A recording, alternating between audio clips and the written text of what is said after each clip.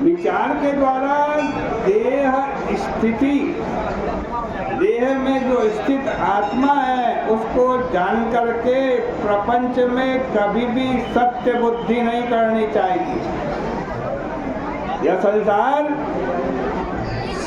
जीव का तभी तक है जब तक ये जीव अविद्या में फंसा हुआ। आत्मा देह से बिल्कुल परे है, अलग है। खेत किसी को दुख नहीं देता, लेकिन खेत को मेरा समझने वाला दुखी होता। इसी प्रकार ये देह किसी को दुखी नहीं देता, लेकिन जो इसको मेरा है समझता है उसी को ये दुख देता। इसलिए देहाभिनिविष्ट बुद्धि का परित्याग कर देना चाहिए। संसार निबंधोयम पुंसो विद्या छिदात्मनः।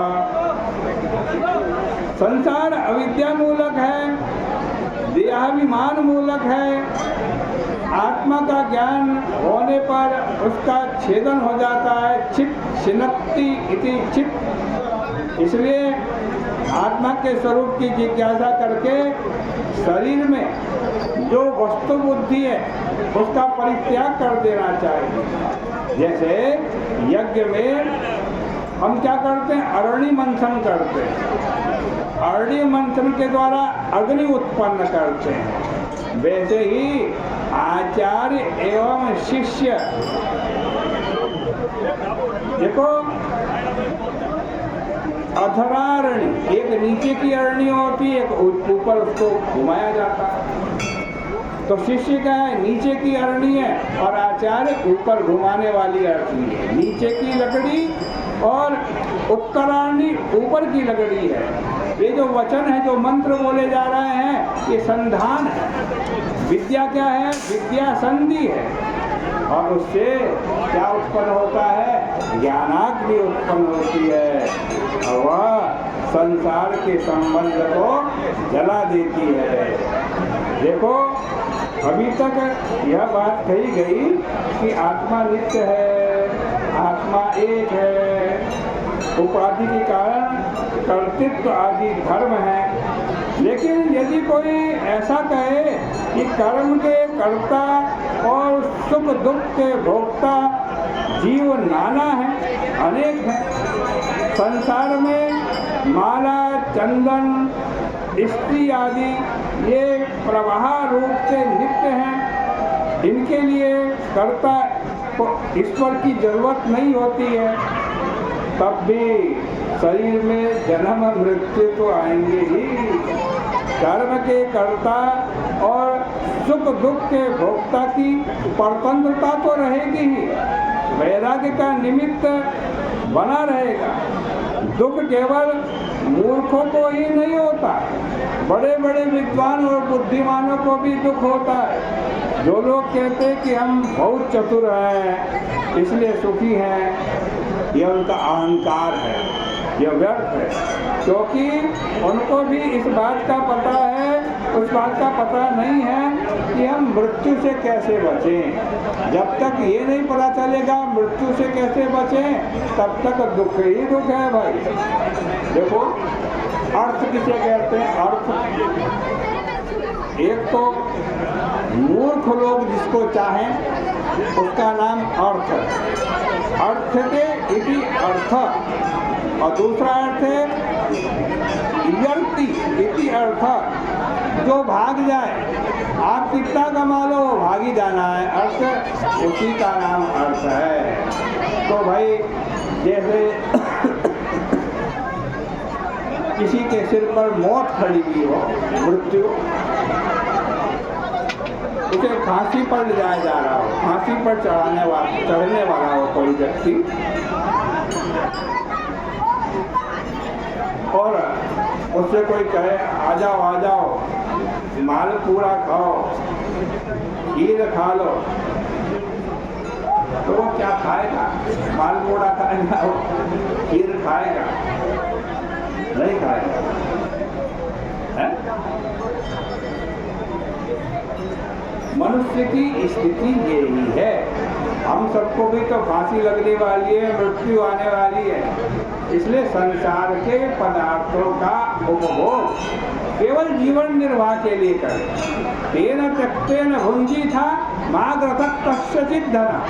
ये शास्त्र कहता है भोग करो, और भोजन नहीं करोगे तो जीवित कैसे रहोगे, लेकिन त्याग पूर्वक करो। जितने से जीवन निर्वाह हो उतना भोजन करो, जीव की लालच में भोजन ना करो। यदि कहो कि परलोक में बहुत सुख है, अतः उसके लिए निर्विघ्न धर्म का अनुष्ठान करना। लेकिन क्या धर्मानुष्ठान की निर्विघ्नता संपन्न करना आसान है? आपको मालूम होना चाहिए कि यज्ञ यागादि कर्मों में जब मंत्र अशुद्ध बोला जाता है तो क्या होता है? मंत्र अशुद्ध कौन बोल रहा है? पंडित बोल रहा है, पुरोहित बोल रहा है। और काम किसका बिगड़ा? विद्वान का बिगड़ा। यदि होता होम करते समय बाएं घुटने को नीचे गिराने की जगह दाएं घुटने को नीचे गिरा दे तो उससे फिर यजमान की ही हानि होगी। इसलिए कर्म का निर्विघ्न संपन्न होना बड़ा कठिन है। और यदि कदाचित निर्विघ्न संपन्न हो भी जाए तो और फल स्वरूप स्वर्ग मिल जाए तो क्या होता? स्वर्ग में गए, वहाँ बड़े बड़े ऐश्वर्य प्राप्त हुए, अप्सराओं का भोग मिला, कामद विमान पर चढ़ करके घूमते रहे। लेकिन जिस दिन आपका पुण्य छीन हो जाएगा ना, उस दिन वहाँ स्वर्ग से भी धकेल दिया जाएगा। फिर यदि पाप किया होता तो नरक में पशु पक्षी कीट की योनि में जाना पड़ता। इसलिए जो देह से कर्म करता है उसको सदा सुख ही सुख मिले ऐसा नहीं है। संसार के प्राणी भयभीत है सभी। ब्रह्मा भी अपनी थोड़ी आयु का उनको भी भय है। भय के निवारण का उपाय क्या है? असल में सत्वादि गुणों से ही इंद्रियों की सृष्टि होती है, इंद्रियों से कर्म की सृष्टि होती है। जीव इंद्रियों से संयुक्त होकर कर्म का फल भोगता है। जब तक जीव के गुणों में विषमता है तब तक नानत्व है, और जब तक नानत्व है तब तक पारतंत्र है, और जब तक पारतंत्र है तब तक भय है। जो इस विषमता में फंस जाते हैं उन्हीं को शोक मोह का आश्रय लेना पड़ता है।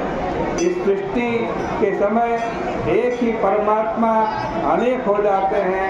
वास्तव में काल, आत्मा, आगम, लोक, स्वभाव, धर्म ये सब परमात्मा के नाम है।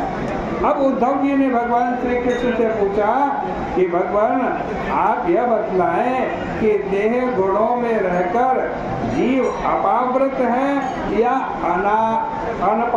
अनपावृत है? गुणों में बनता है कि नहीं? वैसे बंधन है तो कैसे बनता है? बद्ध और मुक्त जीव में क्या अंतर है? मुझे तो ऐसा लगता है कि नित्य बद्ध और नित्य मुक्त दोनों एक हैं। इस प्रकार से श्रीमद् भागवत महापुराण के 11 स्कंद का ये 10वां अध्याय परिपूर्ण होता है।